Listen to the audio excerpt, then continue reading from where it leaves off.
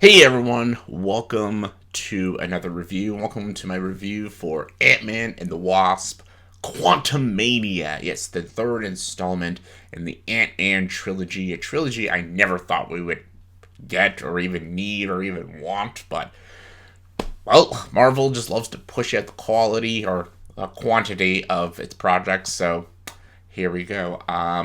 This is like kickstarting off like the new Marvel phase and stuff. It's bringing in the new bad of Kang the Conqueror, and everyone's really excited to see Ant-Man.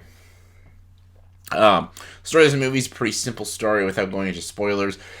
Scott Lang's back. Hope is back. Hank Pym. Hope's mother. Scott's daughter. Cassie, who has her own powers now, because apparently everyone has powers. I thought Scott was the only one with powers, but you got like the Wasp, and you got her mother, and just you got Hank Pym, like all these characters. I thought it was supposed to be just about Ant-Man, but now we got Ant-Man the Wasp. Now we have Ant-Man the Wasp and other people and stuff. Ugh, just to get more characters out.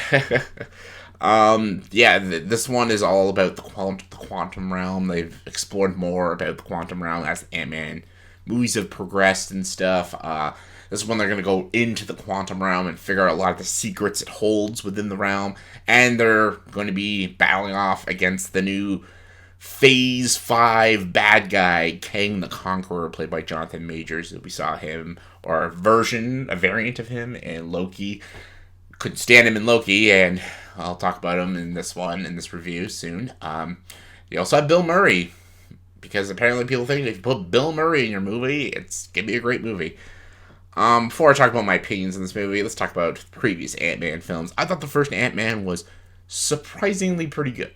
It has its cringe. I think Michael Pena doesn't shut up in that movie, and he's really annoying. But the stuff with Scott and Hank, and just like how he like kind of gets a cat burglar to like steal something for him and put the suit on, I like that aspect of it. And I think Paul Rudd and Michael Douglas were really good in that movie. And I liked the visuals, the small scale visuals, the scopes and stuff. And I love that the whole ending takes place on like a little toy train set. I love that it wasn't just like this doom and gloom end of the world kind of movie. It's like a business cat burglar movie. It's literally just about stealing some shit, and that's it. And I don't know, it's not amazing, but it's definitely a pretty good Marvel film, and I enjoy it. Ant-Man the Wasp is terrible, though. It has a terrible villain. Evangeline Lilly takes up too much time, and she is a very uninteresting and very boring character. And they tried so hard to make her a better character than Scott, and she just isn't. And the comedy was... it was pretty annoying. There were some funny scenes in the first Ant-Man, but Ant-Man the Wasp put the comedy to 200%, and it is obnoxious. It is so irritating. And it's the same in this one. If you liked Ant-Man and the Wasp, you will like this movie. If you did not like Ant-Man and the Wasp, I don't see you liking this movie, because this movie has the same feel, tone, style as Ant-Man and the Wasp, has the same cringy comedy. If you found Ant-Man and the Wasp laugh out loud hilarious, you're going to be laughing your ass off in this film. I thought Ant-Man and the Wasp was annoying. I thought everything in this movie was very annoying. Not a single comedic joke worked for me, but again, it's a personal preference. Comedy's always subjective. This movie was just irritating, and it just wasn't funny, and the characters were just not shutting the fuck up. And the first film was just Michael Pena not shutting the fuck up. It's all of them in this movie. They all don't shut the fuck up about like this joke. It's like, I'm like, stop it. Just stop it. Like, I can't, even when they try to do like a serious moment, it's like 10 jokes after that. Like, oh, we gotta put in a joke there. Ooh, put in a joke. I'm like, oh my god.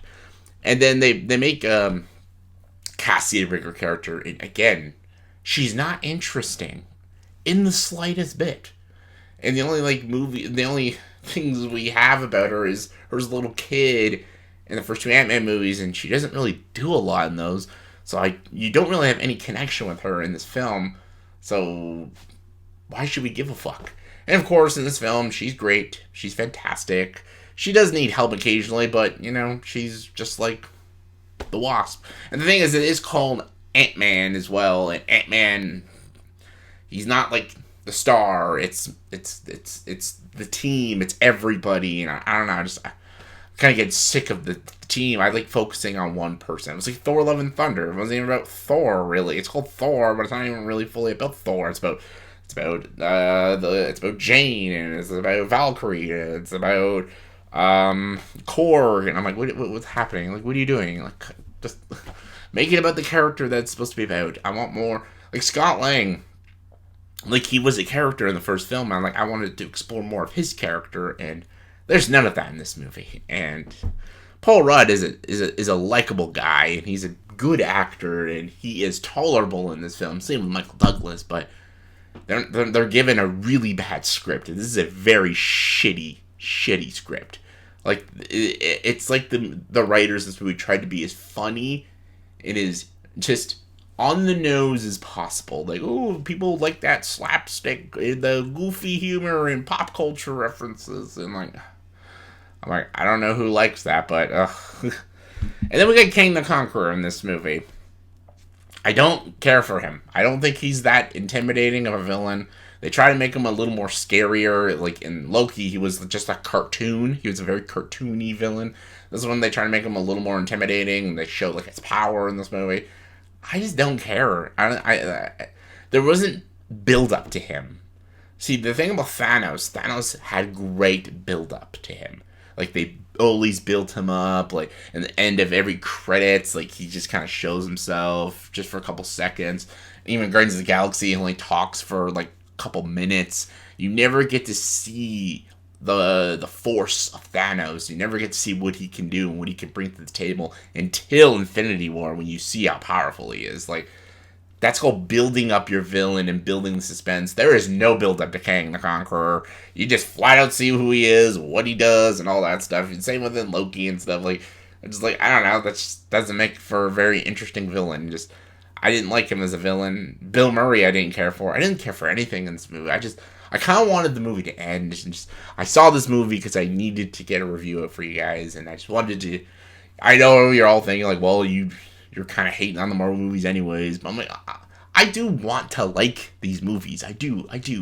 Like, I liked No Way Home, even though the entire movie is just fan service to the movie. It was enjoyable fan service though. Like, was there a lot of issues with that movie? Sure, but it was still very entertaining. I didn't even find this entertaining. Like, there's overabundance of CGI. You could tell it's all CGI. There's a couple action scenes that are pretty cool here and there, but the shots are all laid out very basic, very modern style filmmaking, very grainy and stuff. And again, so much CGI, just a lot of CGI. When you're seeing the hand-to-hand combat scenes, you could tell they're stunt choreographers.